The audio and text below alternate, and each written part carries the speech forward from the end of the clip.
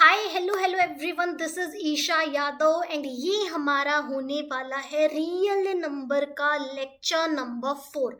पिछले लेक्चर में हम लोगों ने देखा था कि ये एचसीएफ क्या होता है, एलसीएम क्या होता है, प्राइम फैक्टराइजेशन मेथड के थ्रू एचसीएफ निकालना, एलसीएम निकालना, relation between HCF and LCM, को प्राइम नंबर्स क्या होते हैं, इन सब से रिलेटेड क्वेश्चंस और प्रीवियस ईयर क्वेश्चंस भी हम अपने पिछले लेक्चर के अंदर कर चुके हैं। आज के इस लेक्चर के अंदर हम लोग समझने वाले हैं एचसीएफ एंड एलसीएम से रिलेटेड वर्ड प्रॉब्लम्स को। बच्चों को बहुत दिक्कत आती है वर्ड प्रॉब्लम्स करने में। जैसे ही वो क्वेश्चन को देखते हैं उन्हें समझ नहीं आता कि इसमें हमें एचसीएफ निकालना है, एलसीएम निकालना है, क्या करना है। बट डू नॉट वरी, आज का ये लेक्चर हमारा वर्ड प्रॉब्लम्स को ही डेडिकेटेड है कंप्लीटली। हम आपको कॉन्सेप्ट बताएंगे, आपको एक ट्रिक बताएंगे जिससे आपको एक क्लैरिटी आएगी कि हाँ, इस क्वेश्चन में मेरे को एचसीएफ निकालना है, इस क्वेश्चन में मेरे को एलसीएम निकालना है। ठीक है, तो टाइम वेस्ट नहीं करते हैं, हाथ में कॉपी पेन ले लो, अपने इंपॉर्टेंट नोट्स, अपने इंपॉर्टेंट पॉइंट्स बनाते हुए चलना है। कोई भी क्वेश्चन आता है, वीडियो को पॉज करना है, क्वेश्चन को खुद से सॉल्व करना है और आगे बढ़ना है। वीडियो के एंड में हम तुम्हें बताएंगे कि इस लेक्चर को देखने के बाद तुम कहाँ कहाँ से क्वेश्चन प्रैक्टिस करो, क्या क्या तुम्हें क्वेश्चंस करने हैं, कहाँ कहाँ से, ये बातें लेक्चर के एंड में होगी। ठीक है, तो यार शुरू करते हैं, टाइम वेस्ट नहीं करते हैं। ठीक है, तो देखो बेटा, पेन मैं ले लेती हूँ। ओके, हाँ, तो देखो बेटा, एचसीएफ एंड एलसीएम का मैथमेटिकल मीनिंग क्या होता है, ये बातें हम पिछले लेक्चर के अंदर बहुत डिटेल के अंदर कर चुके हैं। आज का हमारा जो लेक्चर है वो है एचसीएफ एंड एलसीएम का प्रैक्टिकल इम्प्लीमेंटेशन वाला पार्ट। तो थोड़ा सा सबसे पहले एचसीएफ एंड एलसीएम को हम प्रैक्टिकली समझते हैं कि प्रैक्टिकली मतलब क्या होता है एचसीएफ एंड एलसीएम का। आपको ट्रिक बताते हैं, उसके बाद हम लोग करेंगे क्वेश्चंस ही क्वेश्चंस। ठीक है, तो शुरू करते हैं सबसे पहले एलसीएम से कि एलसीएम का ये प्रैक्टिकल मीनिंग क्या होता है। मैथमेटिकल मीनिंग तो मैम हमें पता है, आप प्रैक्टिकल मीनिंग बताओ कि एलसीएम का प्रैक्टिकल मीनिंग क्या होता है। तो देखो, मान लो तुम्हारे पास दो नंबर्स हैं, एक नंबर 2 है और एक नंबर तुम्हारे पास 3 है। इनका एलसीएम क्या आएगा, इन दोनों का एलसीएम तुम्हारे पास प्राइम फैक्टराइजेशन मेथड से निकालो, तुम्हारे पास एलसीएम इन दोनों का क्या आएगा, 6 आएगा। अब मैथमेटिकल मीनिंग तो हमारा ये हो गया कि 6 एक ऐसा नंबर है, 6 एक ऐसा नंबर है जो 2 की टेबल में भी आता है और 3 की टेबल में भी आता है। यानी 2 और 3 का हमारा क्या है, 6 एक कॉमन मल्टीपल है और वो भी सबसे पहले आने वाला कॉमन मल्टीपल, यानी लोवेस्ट कॉमन मल्टीपल। ये हमारा मैथमेटिकल मीनिंग है जिसको हमने बहुत डिटेल के अंदर अपने लेक्चर नंबर पिछले लेक्चर के अंदर समझ लिया। ठीक है, अब बात करते हैं इस एलसीएम हमारे 6 आने का प्रैक्टिकल मीनिंग क्या है, इस पर अब हम बात करते हैं। ठीक है, तो देखो बेटा, मान लो तुम्हारे पास दो टास्क हैं, एक टास्क 1 है, एक टास्क 1 है और एक टास्क तुम्हारे पास टास्क 2 है। कोई भी दो रैंडम टास्क ये हो सकते हैं, कोई भी दो टास्क हो सकते हैं। फॉर एग्जाम्पल मैंने तुमको बोल दिया कि टास्क 1 है कि तुम हर 2 घंटे बाद पानी पीते हो। ठीक है, टास्क 1 है कि तुम हर 2 घंटे बाद पानी पीते हो और टास्क 2 है कि तुम्हारा कोई छोटा भाई या बहन है, वो हर 3 घंटे बाद पानी पीता है। ये तुम्हारा क्या है, टास्क 2 है। मैंने टाइमर लगाया, स्टार्ट किया, मैंने स्टार्ट किया। ठीक है, मैंने टाइमर लगाया और तुम्हारे इस कंपटीशन को या तुम्हारे इन टास्क को शुरू करवाया। ठीक है, शुरू करवाया। तो स्टार्ट होने के 2 घंटे बाद यानी सेकेंड आवर पर तुमने पानी पिया। तुम्हारी बात कर रही हूँ मैं। क्या हो गया, तुमने पानी पिया। शुरू होने के सेकेंड आवर पर तुमने क्या किया, पानी पिया। फिर इसके 2 घंटे बाद फिर से यानी 4th आवर पर, शुरू होने के बाद 4th आवर पर तुमने फिर से पानी पिया। इसके 2 घंटे बाद फिर से, that is eight 6th our पर, यानी शुरू होने के 6th आवर पर तुमने फिर से पानी पिया। ठीक है। अगर मैं तुम्हारे भाई या बहन की बात करूं जो हर 3 घंटे बाद पानी पीता है या पीती है, तो शुरू होने के 3rd आवर पर उसने पानी पिया, बिल्कुल मैम। फिर इसके 3 घंटे के बाद फिर से, यानी शुरू होने के 6th आवर बाद उसने फिर से पानी पिया। अब तुम नोटिस करो, 6th आवर पर तुमने भी पानी पिया और तुम्हारे भाई बहन ने भी पानी पिया। ठीक है, शुरू होने के 6th आवर पर तुमने भी पानी पिया और तुम्हारे भाई बहन ने भी पानी पिया, यानी 6th आवर पर शुरू होने के 6 घंटे पर 6 घंटे बाद तुम और तुम्हारा भाई या बहन एक साथ पानी पी रहे हो। यानी कि तुम्हारे ये जो 2 टास्क है ना, टास्क 1 एंड टास्क 2, ये दोनों एक साथ हो रही हैं 6th आवर पर। समझ है, यानी 6 जैसे ही मैंने शुरू किया उसके 6th आवर पर तुम भी गए, तुम्हारा भाई या बहन भी गया, फ्रिज खोला और दोनों एक साथ पानी पी रहे हो 6th आवर पर। ठीक है, समझ आया। ये होता है तुम्हारा LCM का मतलब कि जब भी तुम्हारे पास या कोई भी टास्क हो, कोई भी इवेंट्स हो, उनका एक टाइम पीरियड गिवन है कि हाँ इतने टाइम बाद वो होते हैं, इतने टाइम बाद वो रिपीट होते हैं, और तुमसे पूछा जाए कि बताओ ये जो हमारे सारे टास्क हैं, सारे इवेंट हैं, एक साथ कब होंगे, तो समझ जाना वहाँ पर बात हो रही है LCM की। इमेजिन करो, इमेजिन करो, LCM का प्रैक्टिकल मीनिंग तुम लोगों को समझ आया। LCM का प्रैक्टिकल मीनिंग तुम लोगों को समझ आया कि हाँ मैम, हमारे पास जब बहुत सारे टास्क हो, बहुत सारे इवेंट हो, उनका टाइम पीरियड हमारे पास गिवन है कि हाँ ये टास्क 1 इतने टाइम पर हो रहा है, टास्क 2 हमारा इतने टाइम पर हो रहा है, और हमसे पूछा जाए कि बताओ ये सारे टास्क एक साथ कब होंगे, किस टाइम पर होंगे, तो समझ जाना वहाँ पर हमारी बात हो रही है LCM की। हमें उस वक्त उन नंबर्स का LCM निकाला, यानी 2 एंड 3 का जब तुमने LCM निकाला तो तुम्हारे पास क्या आया, 6 आया। यानी शुरू होने के 6th आवर पर हमारे ये दोनों टास्क एक साथ हो रहे हैं। ये होता है हमारा LCM का प्रैक्टिकल मीनिंग। अब बेटा ट्रिक की और बात कर लेते हैं। मैं स्लाइड ले लेती हूँ, ट्रिक की और बात करती हूँ कि ट्रिक क्या होती है। 1 मिनट, ट्रिक की बात करते हैं। देखो अब बात करते हैं ट्रिक की in case of LCM। Practical meaning तो समझ में आ गया, अब बात करते हैं ट्रिक की। देखो पिछले लेक्चर में हमने तुमको बहुत अच्छे से बताया था कि जो भी तुम्हारे गिवन नंबर्स हैं उनका क्या होता है, एक LCM निकल कर आता है, और ये जो तुम्हारा LCM होता है ये तुम्हारा ग्रेटर देन इक्वल टू होता है greatest of the given number. For example मेरे पास नंबर है, एक नंबर 3 है, एक नंबर 15 है। इन दोनों का जब मुझसे LCM पूछा जाता है तो मेरा LCM हमेशा ग्रेटर देन इक्वल टू होता है greatest of the given number. 3 और 15 में से कौन बड़ा है, 15 बड़ा, यानी LCM तुम्हारा ग्रेटर देन इक्वल टू क्या आएगा, 15 आएगा।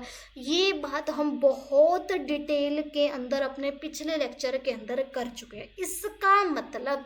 इसका मतलब जब भी तुम्हारे पास क्वेश्चन आता है, जब भी तुम्हारे पास क्वेश्चन आए, क्वेश्चन के अंदर ऑब्वियस सी बात है कुछ नंबर्स तुम्हारे पास गिवन होंगे। क्वेश्चन को 2-3 बार पढ़ना। क्वेश्चन एक बार पढ़ोगे कभी समझ नहीं आएगा, एक बार पढ़ोगे कभी समझ नहीं आएगा। क्वेश्चन को 2 से 3 बार पढ़ना है, लॉजिकली पढ़ना है, थोड़ा सा सोचना है। और अगर तुम्हें लग रहा है कि क्वेश्चन के अंदर जो हमारे गिवन नंबर्स हैं और इन गिवन नंबर में से जो हमारे पास बड़ा वाला नंबर है, अगर आंसर उससे बड़ा आ सकता है, देन गो फॉर LCM। समझ आया। क्वेश्चन जब भी तुम्हारे सामने आए वर्ड प्रॉब्लम का, क्वेश्चन को 2-3 बार पढ़ना, ठीक है। क्वेश्चन के अंदर जो नंबर गिवन उनमें से बड़ा वाला नंबर लेना LCM के केस में। अगर तुम्हें लॉजिकली ये लगता है कि हमारा आंसर इस बड़े वाले नंबर से बड़ा आ सकता है, then go for LCM। Do not worry, question करेंगे तब और समझ में आएगा। ये क्वेश्चन तुम लोग अब करो, ये क्वेश्चन अब तुम लोग करो। क्वेश्चन को खुद से देखो, एक बार पढ़ोगे ना नहीं समझ जाएगा। क्वेश्चन को 2 से 3 बार लॉजिकली पढ़ो, थोड़ा सा सोचो कि HCF निकलेगा कि LCM निकलेगा। हमने तुमको HCF नहीं बताया, सबसे पहले हम तुमको HCF बता देते हैं। ये न्यू स्लाइड हमने ली, LCM की बात हो गई। अब हम बात करते हैं HCF के प्रैक्टिकल मीनिंग की। HCF का मैथमेटिकल मीनिंग हम बहुत अच्छे से पिछले लेक्चर के अंदर पढ़ लिया। अब बात करते हैं HCF के प्रैक्टिकल मीनिंग की। मान लो तुम्हारे पास 2 नंबर्स गिवन है, एक नंबर 12 है और एक नंबर क्या है 15। इन दोनों का तुमसे HCF पूछा है, तो इन दोनों का HCF क्या आएगा? 12 को तुमने क्या लिख दिया? 2 × 2 × 3। 15 को तुमने क्या लिख दिया? 3 × 5। HCF हमारा क्या होता है? Common factor. कॉमन फैक्टर हमारे पास क्या आ रहा है? 3 आ रहा है और उसकी लोवेस्ट पावर 1 ही है। HCF हमारा आ गया 3। इन दोनों का HCF हमारे पास क्या आ गया? 3। यानी कि इसका मैथमेटिकल मीनिंग तो ये है कि 3 एक ऐसा नंबर है जो 12 को भी डिवाइड करता है, जो 15 को भी डिवाइड करता है, और वो भी ग्रेटेस्ट है। ग्रेटेस्ट ऐसा नंबर है, इन दोनों का ग्रेटेस्ट कॉमन फैक्टर। ये बात हम बहुत अच्छे से पिछले लेक्चर के अंदर कर चुके हैं। थोड़ा सा प्रैक्टिकल मीनिंग पर समझते हैं।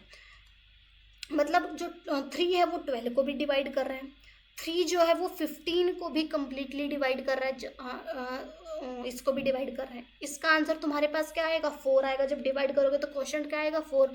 जब 15 को तुमने डिवाइड किया 3 से, तुम्हारे पास क्वेश्चन क्या आता है? 5 आता है।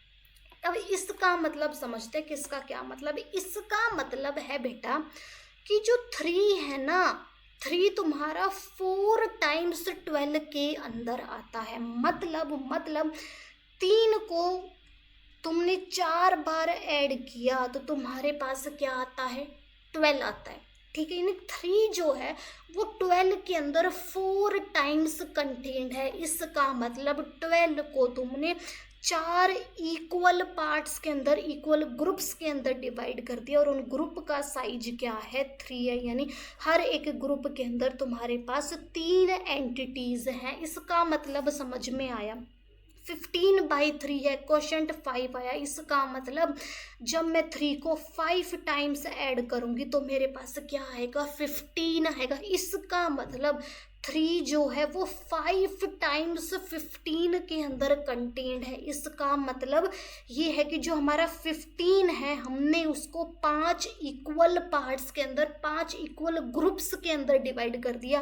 पहला ग्रुप, दूसरा ग्रुप, तीसरा ग्रुप, चौथा ग्रुप और ये 5वां ग्रुप, और हर ग्रुप के अंदर 3 एंटिटीज हैं, 3 एलिमेंट्स हैं, ये 3 क्वांटिटी है हर एक ग्रुप के अंदर। समझ आया? इसका मतलब अब तुम लोग समझो, जब भी क्वेश्चन के अंदर बात हो ग्रुप्स के अंदर डिवाइड करने की, कोई भी चीज़ तुम्हारे क्वेश्चन के अंदर की मैंने बात हो ग्रुप्स के अंदर डिवाइड करने की, और वो भी इक्वल साइज्ड ग्रुप के अंदर डिवाइड करने की, और वो भी मैक्सिमम, यानी ग्रुप के अंदर जो एलिमेंट होने चाहिए ना, वो तुम जितने मैक्सिमम रख सकते हो उतने मैक्सिमम के, क्योंकि 3 हमारा यहाँ पर क्या था? इन दोनों का हाईएस्ट कॉमन फैक्टर था। तो यानी जब भी बात हो ग्रुप्स की, इक्वल साइज ग्रुप की, और उन ग्रुप्स के अंदर तुम जितने मैक्सिमम एलिमेंट्स, मैक्सिमम एंटिटीज रख सको उतने रखो, तो तब तुम लोग समझ जाना वहाँ पर हमारी बात हो रही है HCF की। समझ आया HCF का मतलब तुम लोगों को? कि मैम जब भी हमारे पास ग्रुप की बात हो, इक्वल साइज्ड ग्रुप के, और उन ग्रुप्स के अंदर मैक्सिमम एलिमेंट, मैक्सिमम एंटिटीज हम रख सके, वहाँ पर हम समझ जाएंगे बात हो रही है HCF की। अब बात करते हैं HCF से रिलेटेड ट्रिक की। ठीक है, अब बात करते हैं HCF से रिलेटेड हम ट्रिक की।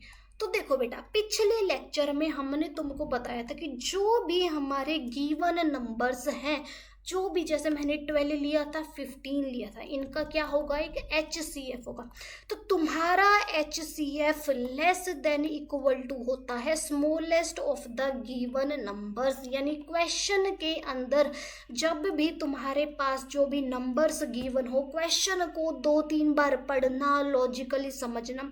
अगर तुम्हें लगता है कि जो छोटा नंबर है हमारा उन गिवन नंबर में से, अगर हमारा आंसर उससे छोटा आ सकता है, then go for HCF।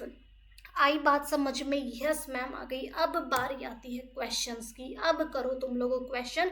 Question के थ्रू तुम्हें और क्लैरिटी आएगी। बस ये जो कॉन्सेप्ट हमने बताया है, ये जो ट्रिक हमने बताई है, इनको अपने दिमाग के अंदर याद रखना। एलसीएम का मतलब जब भी हमारी बात हो कि टास्क एक साथ हो, मतलब एलसीएम की बात हो रही है। जब भी बात हो ग्रुप्स के अंदर डिवाइड करने की, ग्रुप्स के अंदर एलिमेंट्स की, तो समझ जाना एचसीएफ की बात हो रही है।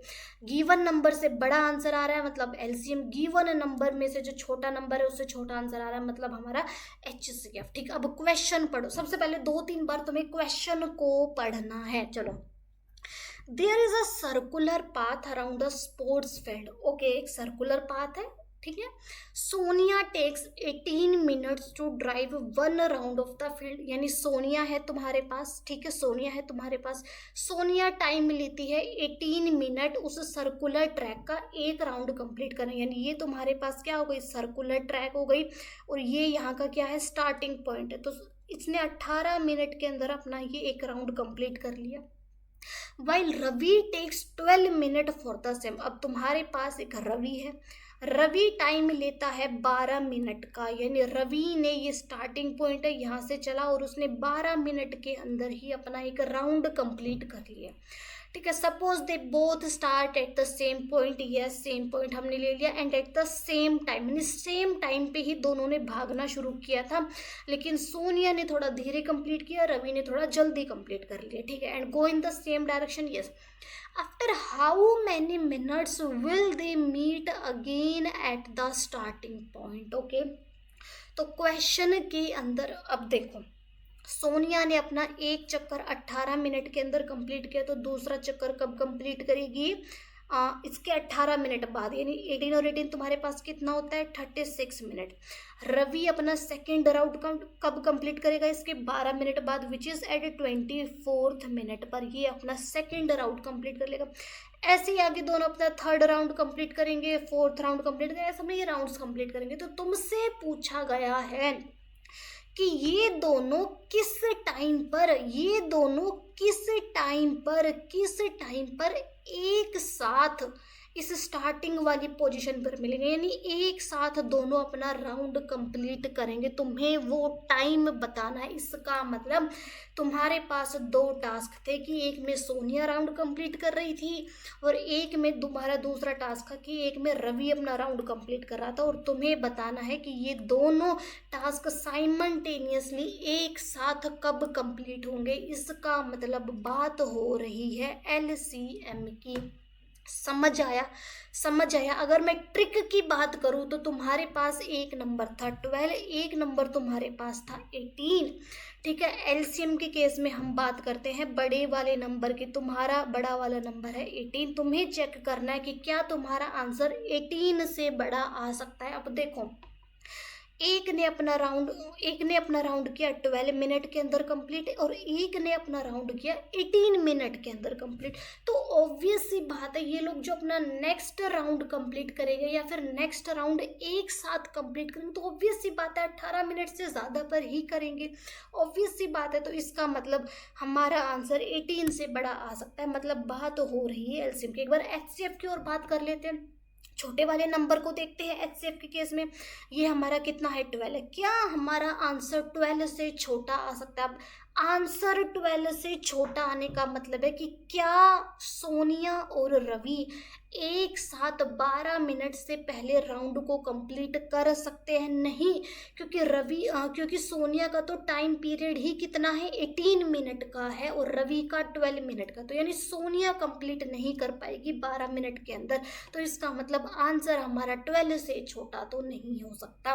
तो आप लोग क्या करोगे, अब आपको निकालना है 12 एंड 18 का, क्या निकालना है, एलसीएम निकालना है। तो 12 को आपने क्या लिख दिया, 12 को आपने लिख दिया 2 इंटू 2 इंटू 3, और 18 को आपने जब प्राइम फैक्टराइज किया तो 2 9 18, तो 18 को आपने लिख दिया 2 इंटू 3 इंटू 3, विच इज़ 12 को लिख दिया 2 का स्क्वायर इंटू में 3, 18 को लिख दिया 2 इंटू में 3 का स्क्वायर। तो एलसीएम आपके पास क्या आता है, टू है, टू की हाईएस्ट पावर टू, थ्री है, थ्री की highest power two which is two का स्क्वायर फोर, थ्री का स्क्वायर नाइन, फोर जा 36 मिनट पर ये दोनों एक साथ अपने राउंड को कंप्लीट करेंगे, एक साथ स्टार्टिंग पॉइंट पर मिलेंगे। तो देखो क्वेश्चन समझ में आया। Imagination is very very important, सोचना is very very important, logically सोचना, ट्रिक का यूज करना यहाँ पर भी बनता है। क्वेश्चन के अंदर दो टास्क थे। टास्क वन था सोनिया राउंड को कंप्लीट कर रही है 12 मिनट के अंदर। टास्क टू था 18 मिनट के अंदर। टास्क टू था रवि कंप्लीट कर रहा है 18 मिनट के अंदर। तो तुमसे पूछा गया है कि ये दोनों एक साथ कब कंप्लीट करेंगे राउंड को, यानी एक साथ हमारे ये दोनों टास्क कब कंप्लीट होंगे। और जब भी एक साथ टास्क कंप्लीट होने की बात आए, मतलब बात हो रही है LCM की, हमने ट्रिक का भी यूज़ कर लिया कि 12 से छोटा हमारा आंसर नहीं आ सकता, क्योंकि सोनिया हमारा 18 मिनट के अंदर एक राउंड कंप्लीट करे, तो 12 मिनट से पहले तो हमारा आंसर आ ही नहीं सकता। हमारा आंसर 18 से बड़ा आ सकता है। ठीक है, अब करते हैं नेक्स्ट क्वेश्चन को। इस क्वेश्चन को करो, ये क्वेश्चन भी बहुत अच्छा क्वेश्चन है। ठीक है, करो इस क्वेश्चन को, वीडियो को पॉज करो, क्वेश्चन को करो, क्वेश्चन को थोड़ा सा सोचो, 2-3 बार पढ़ो, सोचो, आंसर तुम्हारा बड़ा आएगा छोटा आएगा, ट्रिक का यूज करो। HCF LCM दो ही ऑप्शन है, देखो यार तुम्हारे पास दो से ज्यादा ऑप्शन है नहीं, दो ही ऑप्शन है, या तो HCF निकालना है या LCM निकालना है। तो देखो क्वेश्चन है, 2 brands of chocolate are available in packs of 24 and 15 respectively। यानी चॉकलेट के तुम्हारे पास 2 ब्रांड है। मैंने मान लिया एक ब्रांड मेरे पास डेयरी मिल्क का है, ओके मैम। एक ब्रांड मैंने ले लिया किटकैट का, ठीक है, ओके।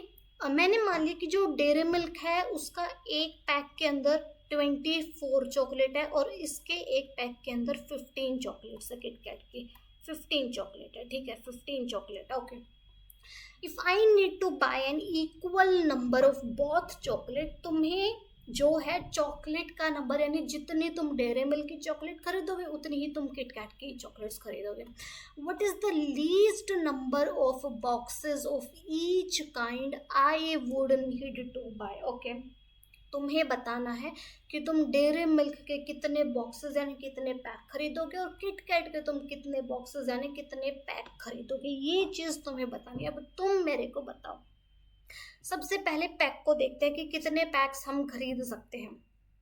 मान लो तुमने अब तुम्हें नंबर ऑफ चॉकलेट तुम्हारा क्या है, सेम है, तो मान लो तुमने इसकी भी x नंबर ऑफ चॉकलेट खरीदी और इस दोनों की तुम्हारी क्या है, x नंबर ऑफ चॉकलेट है, तो तुम्हारा डेयरी मिल्क के केस में नंबर ऑफ पैक्स कितने आ जाएंगे, पैक्स का मतलब कितने नंबर ऑफ बॉक्सेस, ठीक है, कितने नंबर ऑफ पैक्स तुम्हारे पास आ जाएंगे भाई, x नंबर ऑफ तुम्हारे 24 चॉकलेट के अंदर एक पैक है, तो एक चॉकलेट के अंदर 1/24 पैक, तो x नंबर ऑफ चॉकलेट के अंदर कितने पैक्स, कितने डब्बे आ जाएंगे, x/24।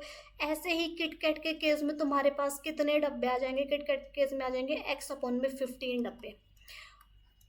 तुम्हें अपने डब्बे जो है वो मिनिमम रखने हैं, लिखा हुआ है what is the least number of box. और जितनी ज़्यादा चॉकलेट होंगी उतने ज़्यादा डब्बे, जितनी कम चॉकलेट उतने कम डब्बे, यानी तुम्हारा ये जो x नंबर ऑफ चॉकलेट है ना, ये तुम्हें चॉकलेट कम से कम रखनी है।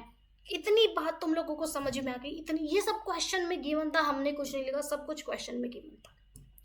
यानी अब ये नंबर ऑफ पैक्स निकालने के लिए हमें निकालना पड़ेगा कि हमने कितनी चॉकलेट्स खरीदी, हमें निकालना पड़ेगा कि हमने कितनी नंबर ऑफ चॉकलेट्स खरीदी, ओके। देखो तुम लोगों कितनी कितनी चॉकलेट्स खरीद सकते हो, क्या क्या पॉसिबिलिटीज है तुम्हारे पास। तुम या तो 24 डेयरी मिल्क की तुम कितनी चॉकलेट्स खरीद सकते हो, 24 खरीद सकते हो। 2 पैक के लिए तुम कितनी खरीद सकते हो, 48 चॉकलेट खरीद सकते हो। 3 पैक के लिए तुम कितनी चॉकलेट खरीद सकते हो, इसका फिर से इसके अंदर 24 ऐड कर दो, विच इज 2 1 कैरी 72 चॉकलेट खरीद सकते हो। किटकैट की तुम 15 चॉकलेट खरीद सकते हो। 2 पैक के लिए तुम 30 चॉकलेट खरीद सकते हो। 3 पैक के लिए तुम 45 चॉकलेट्स खरीद सकते हो। यानी इस तरीके से तुम इनकी चॉकलेट्स खरीद सकते हो। तुम ऐसा नहीं कर सकते कि तुमने 25 चॉकलेट डेयरी मिल्क की खरीद ली, क्यों, क्योंकि तुम्हें पूरा का पूरा डब्बा ही खरीदना है, तो तुम्हें डब्बे के हिसाब से चॉकलेट्स खरीदने पड़ेंगी कि एक डब्बे के अंदर 24 चॉकलेट आती है तो मैं पूरा एक डब्बा खरीद सकती हूँ। 2 डब्बे के अंदर मेरे पास 48 चॉकलेट्स आ जाएगी तो मैं 48 चॉकलेट्स खरीद सकती हूँ। 25 इन दोनों के बीच की चॉकलेट मैं नहीं खरीद सकती, ठीक है। अब क्वेश्चन के अंदर पूछा गया है ये एक्स नंबर ऑफ चॉकलेट हमारा क्या है, सेम है, सेम है, यानी एक्स हमारा एक ऐसा नंबर है। अब देखो डेयरी मिल्क के लिए जो हमारा नंबर ऑफ चॉकलेट वो क्या आ रहा है, वो 24 का मल्टीपल आ रहा है। किट कैट के लिए जो हमारा नंबर ऑफ चॉकलेट आ रहा है 15, 30, 45, वो क्या आ रहा है 15 का मल्टीपल आ रहा है। यानी किट कैट के केस में हमारे पास 15 की टेबल चल रही है, डेयरी मिल्क के केस में हमारे पास 24 की टेबल चल रही है। और हमें निकालना है एक्स की वैल्यू, और एक्स हमारा एक ऐसा नंबर है, एक्स हमारा एक ऐसा नंबर है जो 24 की टेबल में भी आना चाहिए और 15 की टेबल में भी आना चाहिए। यानी 24 इन दोनों का क्या होना चाहिए, एक कॉमन मल्टीपल होना चाहिए। इतनी बात तुम लोगों को समझ में आई, इतनी बात तुम लोगों को समझ में। और सिंपल सी बात अगर मैं बोलूँ, तुम्हारे पास 2 टास्क थे, एक तुम्हें डेयरी मिल्क की चॉकलेट खरीदनी थी, एक तुम्हें किटकैट की चॉकलेट खरीदनी थी, ठीक है। ये दोनों टास्क तुम्हारे, इन दोनों टास्क के अंदर क्या है, नंबर ऑफ चॉकलेट, तो नंबर ऑफ चॉकलेट की वैल्यू सेम हो रही है, इसका मतलब हमें क्या निकालना है, LCM निकालना है। ये बात तुम लोगों को समझ में आई। देखो x हमारे पास एक ऐसा नंबर है जो 24 की टेबल में भी आना चाहिए और 15 की टेबल में भी आना चाहिए, इन दोनों का एक कॉमन मल्टीपल। और x हमारा क्या होना चाहिए, मिनिमम, यानी कि x हमारा क्या होना चाहिए, एक लोवेस्ट कॉमन मल्टीपल 24 एंड 15 का। इसका मतलब हमें क्या निकालना है, LCM। ये बात हो गई पहली। दूसरे तरीके से अगर मैं बताऊं कि एक टास्क है डेयरी मिल्क की चॉकलेट खरीदना, दूसरा टास्क है किट कैट की चॉकलेट्स खरीदना, और टास्क इन द सेंस है हमारा नंबर ऑफ चॉकलेट्स। तो ये नंबर ऑफ चॉकलेट हमारा कब सेम होगा, इसका मतलब दोनों टास्क हमारे कब सेम होंगे, इसका मतलब हमें क्या निकालना है, LCM निकालना है। ट्रिक, अब तीसरा काम तुम लोग क्या करो, ट्रिक का यूज करो। क्या तुम्हारी LCM के केस में हम बड़ा वाला नंबर देखते हैं, बड़ा वाला नंबर हमारा क्या है 24। क्या हमारा आंसर 24 से बड़ा हो सकता है, यस हमारा आंसर 24 से बड़ा ही होगा। छोटा वाला नंबर हमारा कितना है 15, क्या हमारा आंसर 15 से छोटा हो सकता है, नहीं, हमारा आंसर 15 से छोटा नहीं हो सकता, क्योंकि किटकैट का एक पैक भी 15 है और डेयरी मिल्क का हमारा एक पैक 24 चॉकलेट का है। तो हमें डेयरी मिल्क की मिनिमम तो 24 ही खरीदनी पड़ेंगी, तो हमारा आंसर 24 से बड़ा आएगा। इसका मतलब बात किसकी हो रही है, LCM की। तो तुम्हें इस क्वेश्चन के अंदर क्या करना है, 24 एंड 15 का क्या निकालना है, LCM निकालना है। और LCM तुम अच्छे से प्राइम फैक्टराइजेशन मेथड के थ्रू निकाल सकते हो। 24 को तुमने क्या लिख दिया, ओके 2 6 जा 2 3 जा, 15 को तुमने 3 इंटू 5 लिख दिया, ठीक है। तो तुम्हारा इनका LCM क्या आ जाएगा, 2 का क्यूब मल्टीप्लाई में 3 मल्टीप्लाई में 5, ये तुम्हारा क्या आ जाएगा, LCM, ठीक है। अब बात करते हैं अपने नेक्स्ट क्वेश्चन की, ये भी बहुत अच्छा क्वेश्चन है, ओके। देखो यार, कुछ मुश्किल नहीं है क्वेश्चन, पर थोड़ा सा तुम दिमाग लगाओ। तुम अब तक ये बात बताओ, हमने अभी तक तुमको 2 क्वेश्चन कराए, हमने आपको दोनों क्वेश्चन ट्रिक से भी कराए, ट्रिक से हुए कि नहीं हुए तुम मेरे को ये बताओ। यस मैम हो गए, हो गए।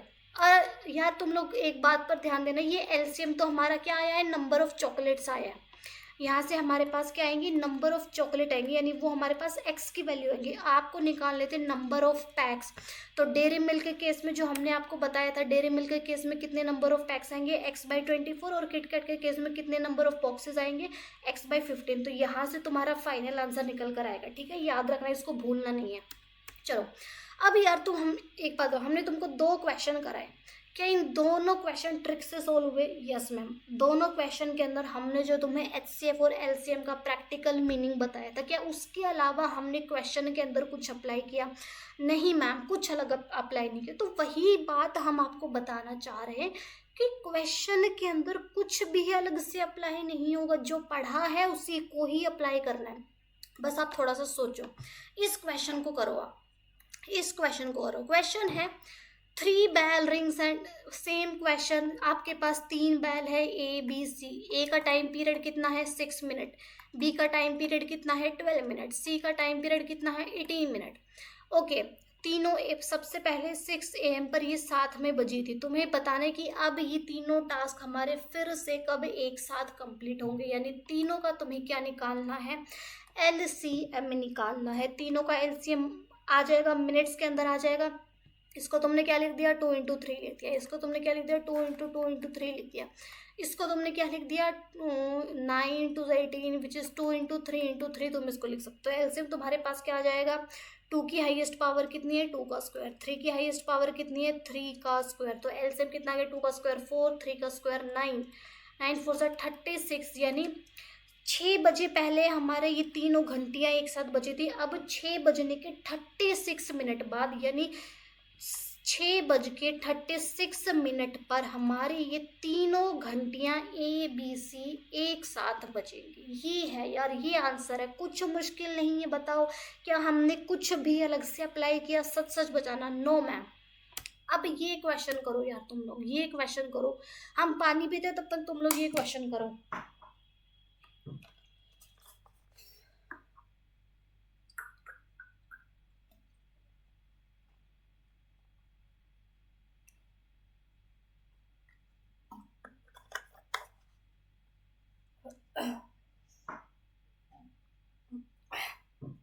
देखो, हमने अभी तक जो हमने तुमको समझाया था HCF एंड LCM का practical meaning, HCF and LCM की जो ट्रिक बताई थी, उसके अलावा हमने कुछ भी अभी तक अलग से यूज नहीं किया।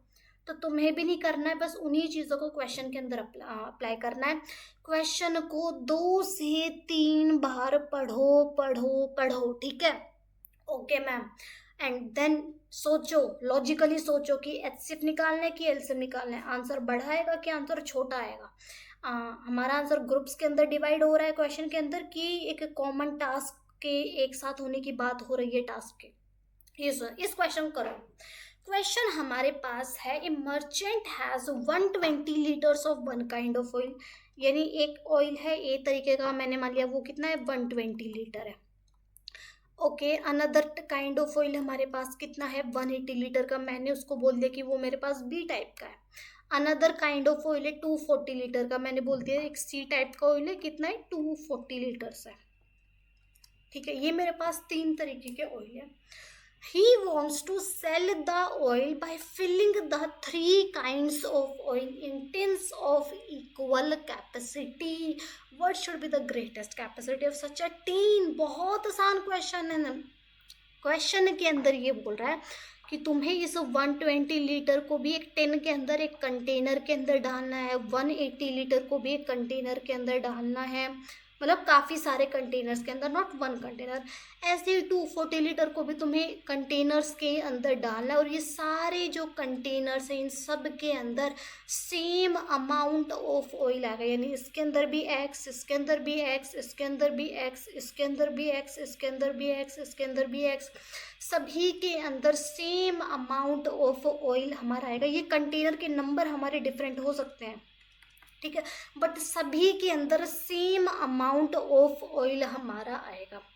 यानी कि तुम ध्यान से देखो कि 120 को भी मैंने डिफरेंट ग्रुप्स के अंदर डिवाइड कर दिया, 180 को भी मैंने डिफरेंट ग्रुप्स के अंदर। भाई कंटेनर के अंदर डालने का क्या मतलब है, 120 लीटर ऑयल को मैंने मान लो 2 कंटेनर के अंदर भाई तुम्हारे पास 120 लीटर है, मैंने मान लो इसको 2 कंटेनर के अंदर डाल दिया, इसका क्या मतलब है कि मैंने 120 को 2 ग्रुप्स के अंदर डिवाइड कर दिया। ठीक है, ऐसे ही मैंने 240 लीटर को भी डिफरेंट ग्रुप्स के अंदर डाल दिया, और इन सभी ग्रुप्स के अंदर जो अमाउंट है वो क्या है, सेम है। यानी कि क्वेश्चन ये बोल रहा है कि ग्रुप्स के अंदर हमने चीज़ों को डिवाइड किया है, वो भी इक्वल साइज ग्रुप के अंदर, इक्वल साइज्ड ग्रुप्स के अंदर हमने डिवाइड किया है अपने ऑयल्स को। इसका मतलब बात किसकी हो रही है, बात हो रही है HCF की। समझ आया, समझ आया।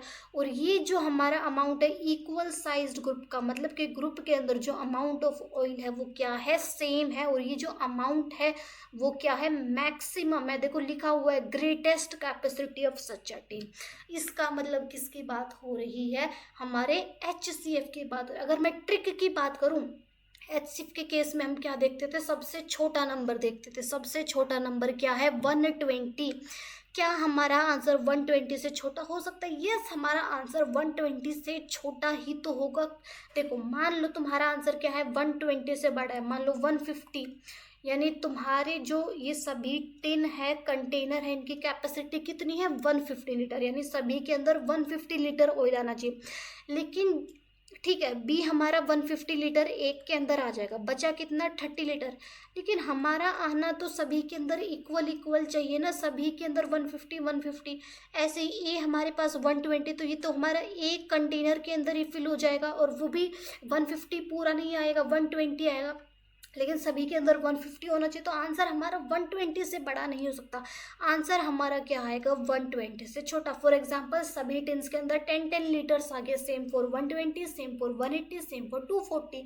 तो समझ आया, इस क्वेश्चन के अंदर बात हो रही है HCF की, यानी तुम्हें निकालना है 120, 180 एंड 240 का HCF। और HCF तुम लोग प्राइम फैक्टराइजेशन मेथड के थ्रू बहुत ही इजीली निकाल सकते हो।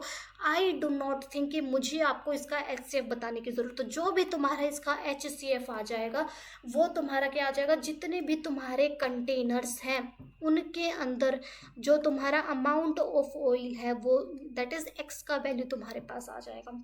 और मान लो इस क्वेश्चन, मान लो ये तुम्हारा HCF कितना आ गया, 60 आ गया, मान लो, ठीक है।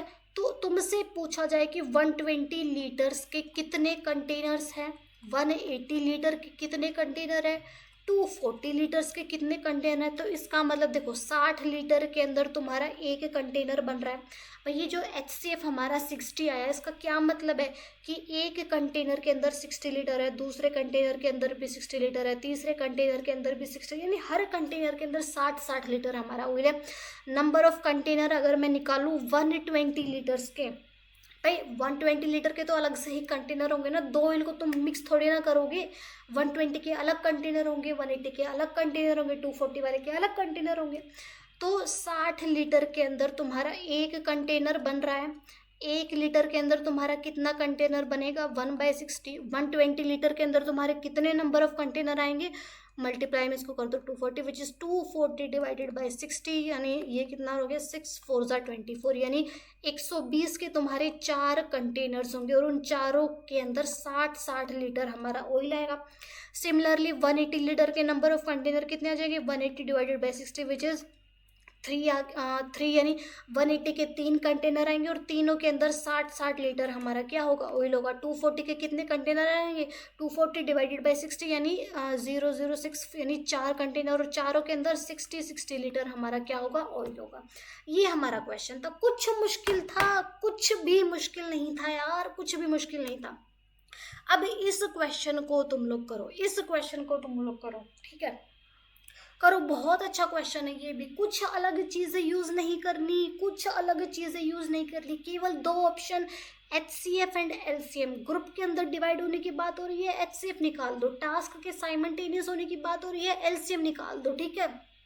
ओके मैम, गिवन नंबर से बड़ा आंसर आ रहा है, LCM निकाल दो। गिवन नंबर से छोटा आंसर आ रहा है, HCF निकाल दो, बस। और क्या है, इस क्वेश्चन को करो। इन क्वेश्चन सबसे इम्पोर्टेंट चीज़ है, क्वेश्चन को 2 से 3 बार पढ़ना, लॉजिकली सोचना, ठीक है। और उसके बाद तुम्हारा नेक्स्ट स्टेप होना चाहिए कि 2 चॉइसेस है, किस तरफ हम जाएं, ठीक है। That's it.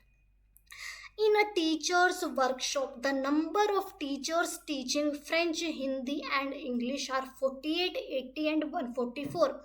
यानी फ्रेंच के तुम्हारे पास टीचर्स हैं 48, हिंदी के तुम्हारे पास टीचर्स हैं 80, इंग्लिश के तुम्हारे पास टीचर्स है 144। Okay ma'am, find the minimum number of rooms required if in each room the same number of teachers are seated and all of them are of same subject। देखो, ये statement ये बोल रहे कि teacher की workshop है, और इतने फ्रेंच के टीचर हैं, इतने तुम्हारे हिंदी के टीचर हैं, और इतने 144 तुम्हारे इंग्लिश के टीचर हैं।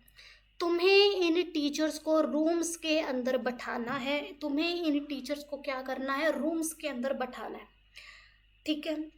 तुम फ्रेंच वालों को डिफरेंट ऐसे रूम्स के अंदर बैठाओगे, हिंदी वालों को रूम्स के अंदर बैठाओगे, इंग्लिश वालों को अलग अलग रूम्स के अंदर बैठाओगे।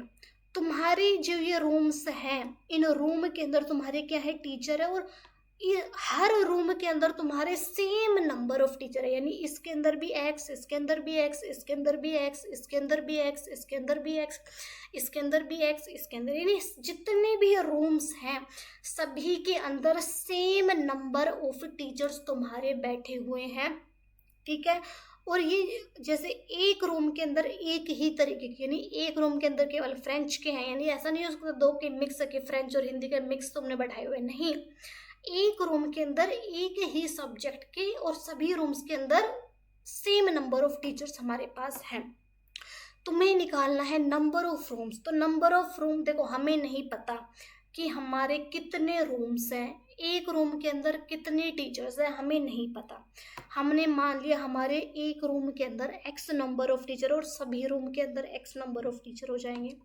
तो नंबर ऑफ रूम तुम कैसे निकालोगे? नंबर ऑफ रूम, मान लो मैं फ्रेंच की बात कर रही हूँ, तो फ्रेंच के नंबर ऑफ रूम्स तुम किस तरीके से निकालोगे भाई? एक्स नंबर ऑफ टीचर तुम्हारे एक रूम के अंदर है, एक्स नंबर ऑफ टीचर तुम्हारा एक रूम के अंदर बैठा हुआ है, एक टीचर तुम्हारे कितने रूम के अंदर आ जाएंगे? 1/x। और फ्रेंच के कितने टीचर हैं? 48। तो 48 टीचर तुम्हारे कितने रूम के अंदर आएंगे? 1/x मल्टीप्लाई में 48 which is 48 divided by x। ऐसे ही अगर मैं हिंदी के टीचर की बात करूँ तो हिंदी के टीचर के लिए तुम्हारे कितने नंबर ऑफ रूम्स आएंगे? 80 डिवाइडेड बाई x।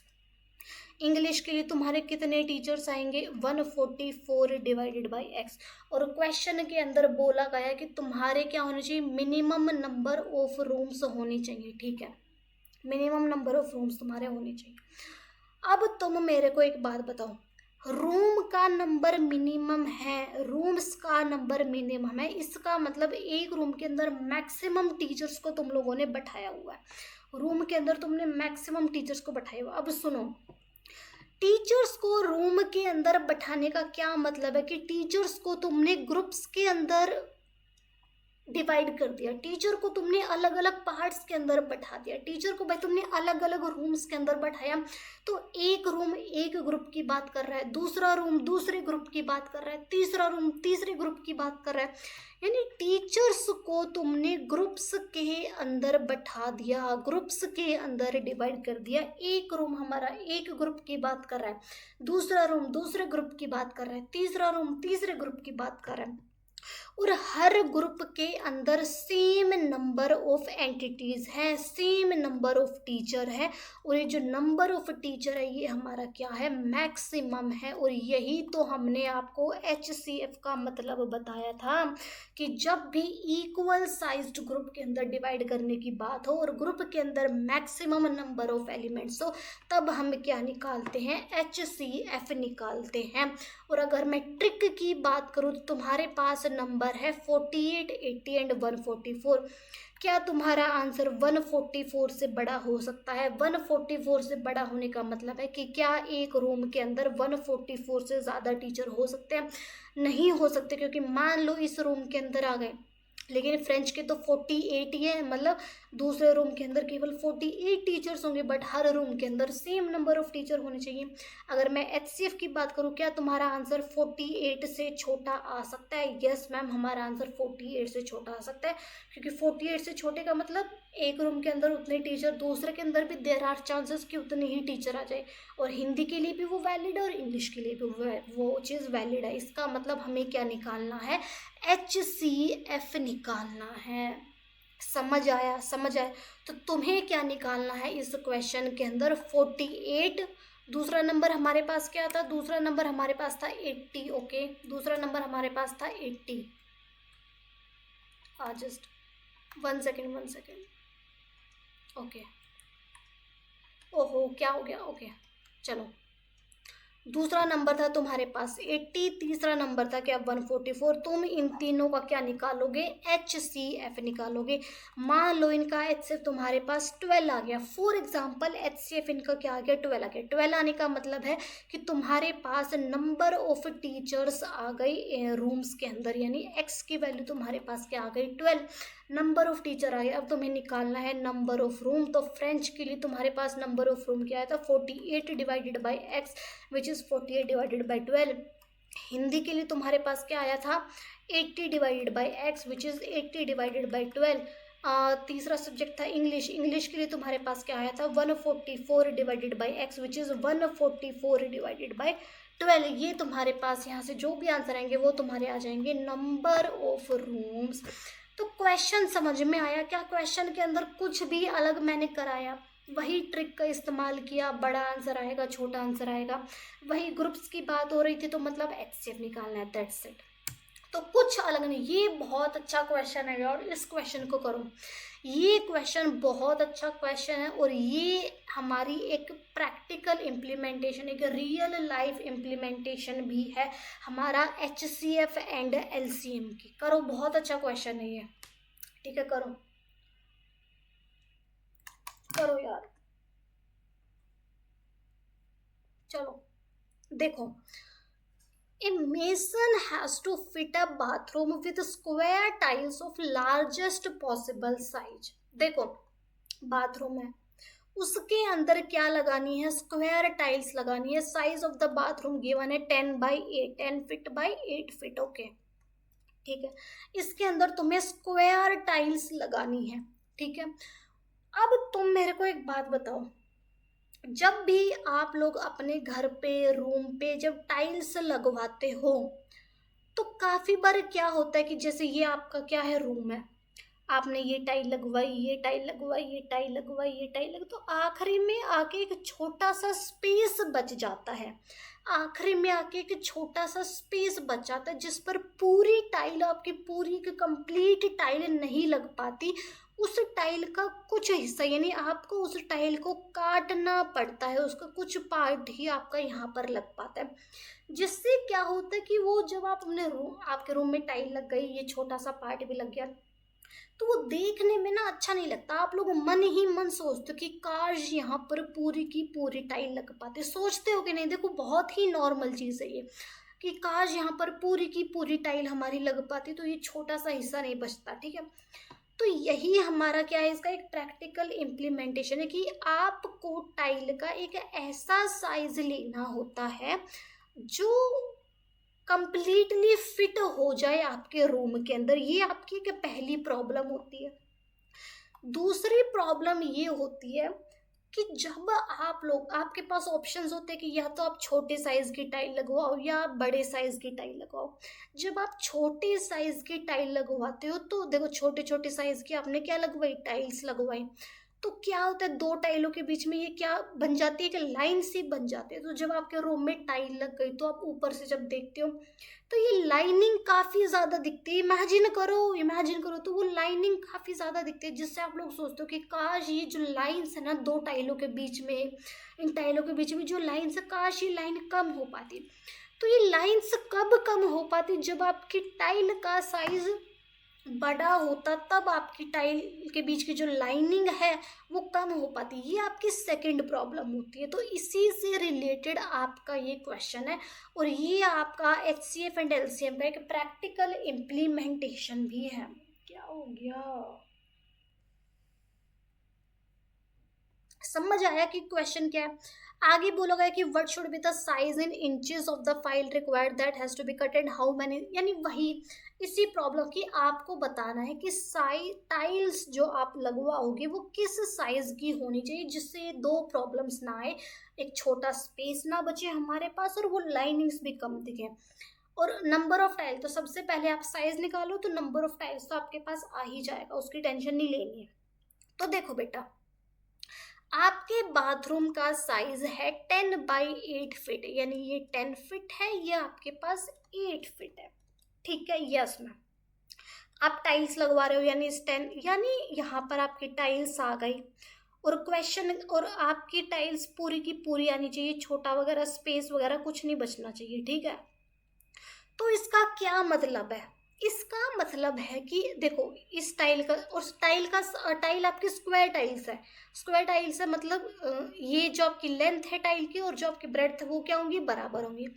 अब देखो ये स्क्वायर, ये मान लो हमारी जो टाइल है उसका साइज कितना है, एक्स है, एक्स फिट है। ये भी आपकी एक्स, ये भी आपकी एक्स, ये भी आपकी एक्स, ये भी आपकी एक्स, ये भी आपकी एक्स, और ये जो इतना पार्ट है ये भी आपका एक्स, ये भी आपका एक्स, ये भी आपका एक्स, और ये भी आपके क्या हो गया, एक्स हो गया।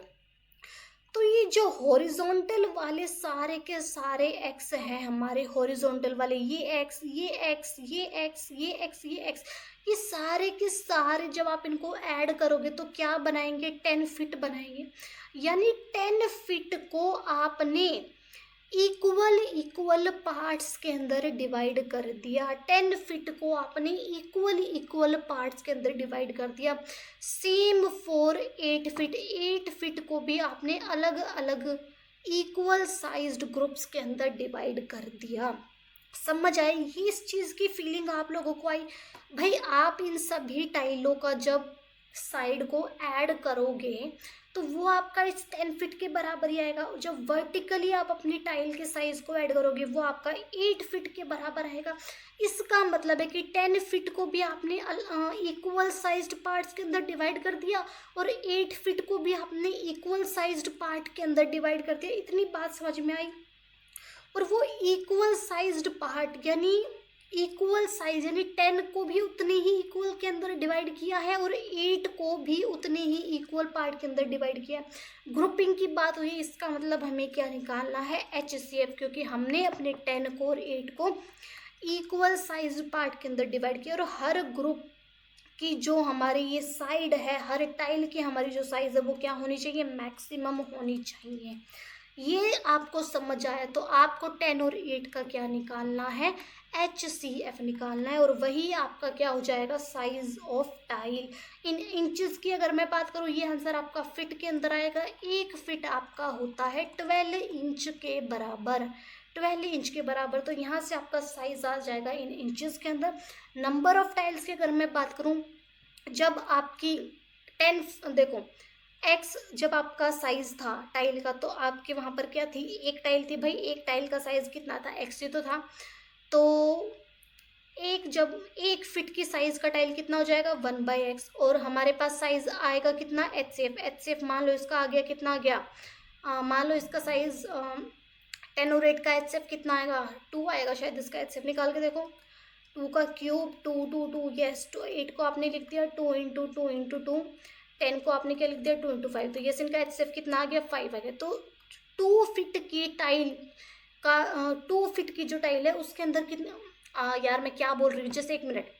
जब आपके पास x फिट, एक टाइल का साइज कितना था, x फिट, ठीक है। x फिट के अंदर आपकी कितनी आ गई, x आपका सॉरी कितने के, x आपका कितने के बराबर है, 2 फिट के अंदर हमारी एक टाइल है, 1 फिट के अंदर हमारी आ गई 1/2। तो 10 फिट के अंदर हमारी कितनी टाइल आ जाएगी, 10/2, ठीक है, विच इज़ 5। ओके, इधर आपकी कितनी आ गई, देखो 5 टाइल्स।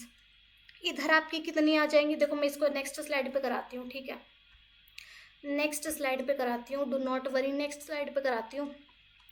ये था, इधर आपका 10 फिट था और इधर आपका कितना था, 8 फिट था, ठीक है। आपके साइज ऑफ टाइल कितना आया था, 2 आया था, ठीक है। आपकी साइज ऑफ टाइल कितना आया था, 2 फिट के अंदर आपकी एक टाइल थी, 1 फिट के अंदर आपकी कितनी हो गई, 1/2। 10 फिट के अंदर आपकी कितनी नंबर ऑफ टाइल आएंगी, 10/2 विच इज़ 5। यानी इधर आपकी 5 टाइल आ गई।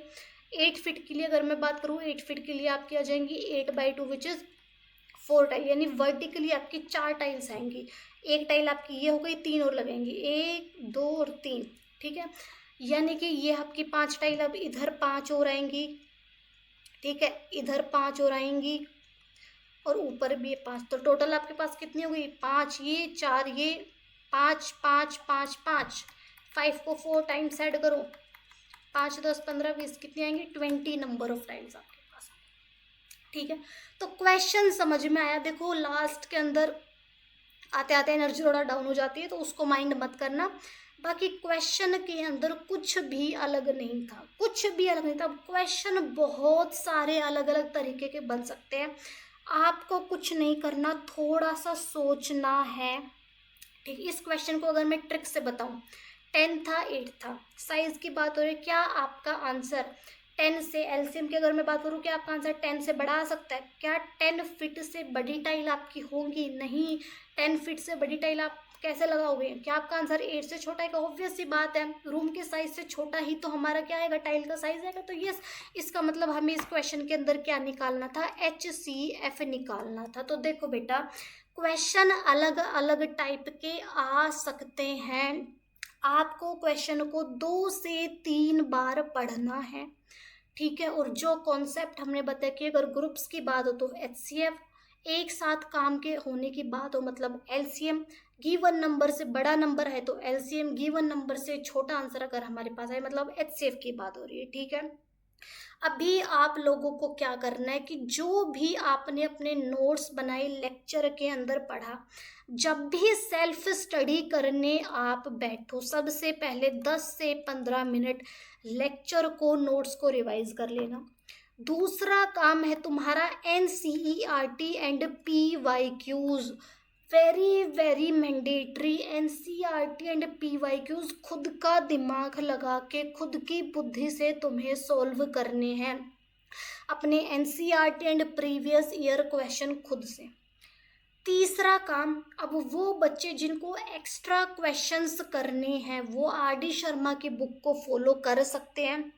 अब RD शर्मा को तुम्हें हर एक क्वेश्चन सॉल्व नहीं करना है कि पूरा क्वेश्चन तुम लोग सारे के सारे क्वेश्चन, नहीं, उसके अंदर बहुत सारे क्वेश्चंस है तो सारे क्वेश्चन सॉल्व नहीं करने।